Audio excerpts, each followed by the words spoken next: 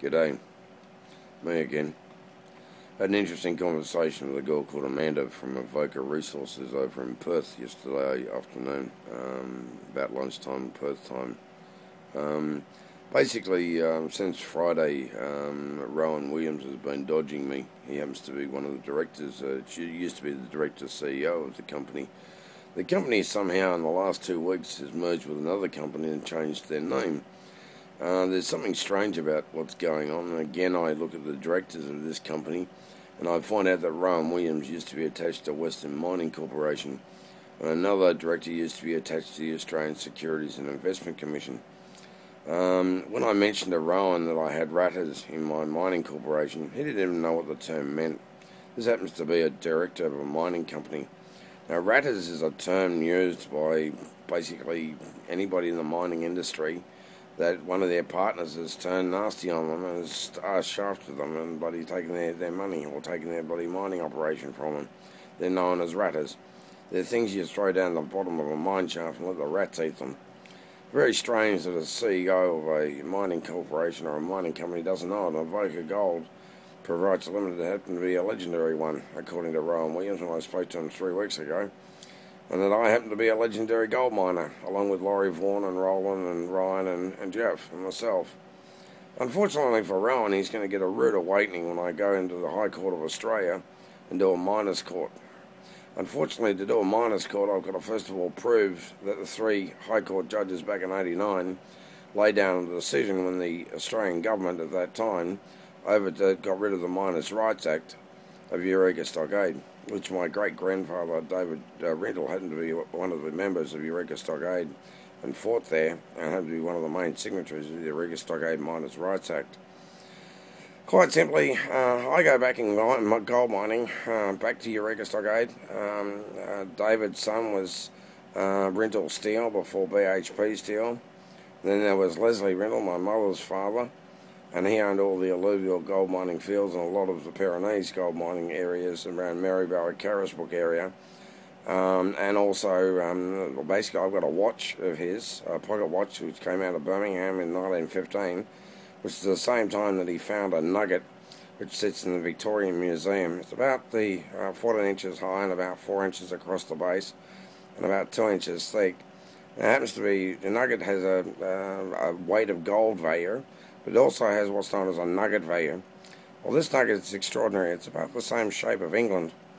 Now, that was the largest nugget that was ever found in Australia at that time, and that was back in 1915. I've got a pocket watch, which I just got off my friend Boyd the other day, that has got solid gold hands on it.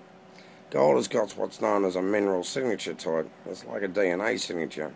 It's quite specific that every bit of alluvial gold is attached to a hard rock. Somewhere in the hard rock is basically the vein of gold that runs through the quartz or through the clay mixture or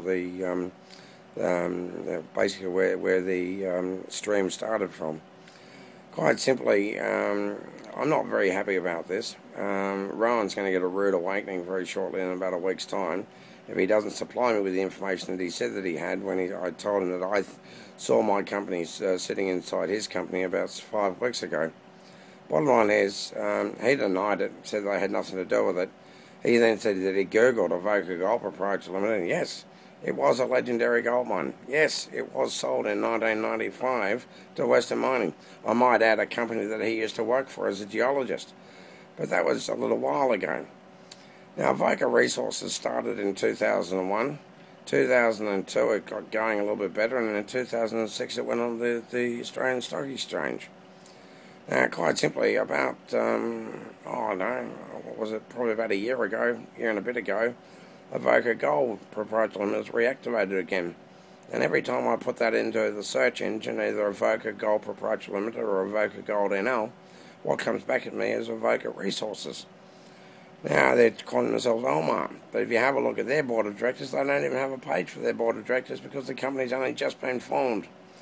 So there's a bit of a strange thing going on. I think I've got enough information that if Rowan doesn't give me the information he's promised me he's going to send me, that I'm going to go into the High Court and bloody do a High Court challenge against the '89 decision of the government, which 3 High Court judges deemed it at the time to be illegal for what the government had done, and that if anybody presents a miners' rights court action to be called to order, a full court of the miners' court to be called to order, and a colonial law, then the 89 decision of the government will be overturned, and a full miners' court will be called to order. They're quite devastating. They actually shut down any mines or any mining companies that are involved in this miners' court action, which basically will be Western Mining, BHP, Eureka Resources, and quite a number of other mining companies around Australia and overseas. We were a $6.7 billion company, and we got stuffed.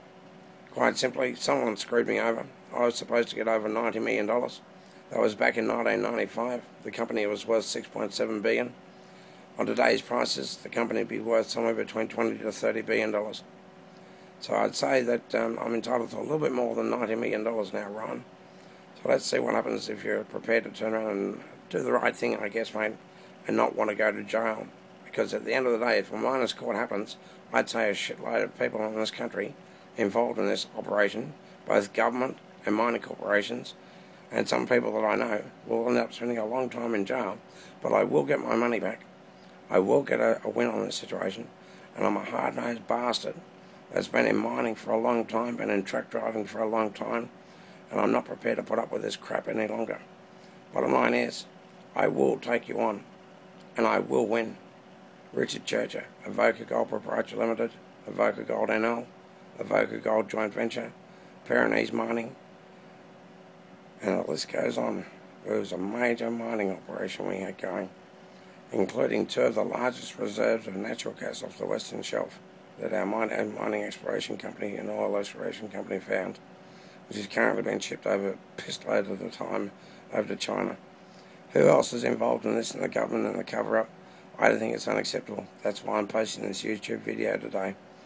Maybe somebody out there will pay attention to what I say, and maybe someone will understand that if I do actually manage to achieve a miners' court, it will close the entire mining operation down in this country for quite a considerable number of years under colonial law, which means that the federal government can't do jack shit, nothing about it.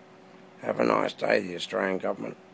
Sorry about that, Australian people, but I'm pissed off. I want my money back. Goodbye, Australia.